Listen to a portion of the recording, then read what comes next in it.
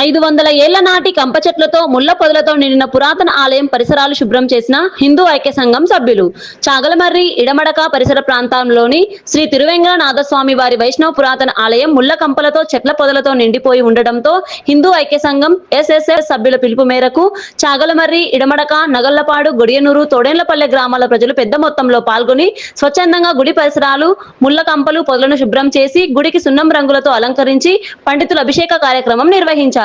ఈ కార్యక్రమంలో సమరసిత శివ ఫౌండేషన్ జిల్లా సహకారాన చెల్లా నాగరాజు గారు, రాష్ట్రీయ స్వయం సేవక సభ్యులు శివశంకర్, దేవాలయ కమిటీ సభ్యులు రమణ, ధర్మకర్తలు చక్రపాణి, రవీంద్రారెడ్డి, దస్తగిరి, హిందూ సంఘం అధ్యక్షులు రమేష్, గుత్తి నరసింహులు, వీరంరెడ్డి, భాస్కర్ రెడ్డి, ప్రతాప్ రెడ్డి, నరసింహారెడ్డి, ఓబులేసు, బాల దస్తగిరి ఈ కార్యక్రమంలో పాల్గొన్నారు.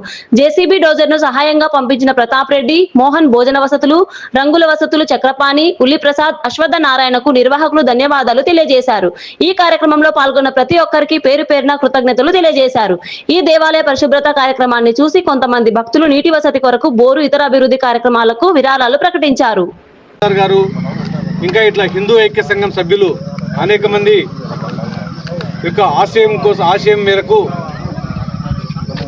ఈరోజు ఒక్క పిలుపుతో అందరూ ఈరోజు దాదాపు 100 మంది పైన హిందూ బంధువులందరూ ఈ యొక్క గుడి పరిశుభ్రత కార్యక్రమంలో పాల్గొన్నందుకు వారందరికీ పేరు పేరున యొక్క ధన్యవాదాలు. ఎందుకంటే మన సనాతన ధర్మం అనేక పురాతనమైన కట్టడాలను మన పెద్దలు ఇచ్చిపోయారు.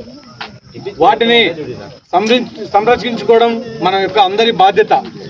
ఈ బాధ్యతలో భాగంగా ఈరోజు ఇక్కడికి వచ్చి ఇంత పెద్ద ఎత్తున ఈ తిరువేంకటనాథ స్వామి గుడి ఆవరణాన్ని శుభ్రం చేసినందుకు, ఇక్కడ సహకరించేదానికి భోజన వసతులు అయితేనేమి, ఇక్కడికి వచ్చిన వారికి, అలాగే ఇక్కడ పనిచేసిన ప్రతి ఒక్కరికి, ఇక్కడ మిగతా వాటర్ ట్యాంకులు అయితేనేమి, జేసీబీ అయితేనేమి, డోజర్లు అయితేనేమి, ఇలా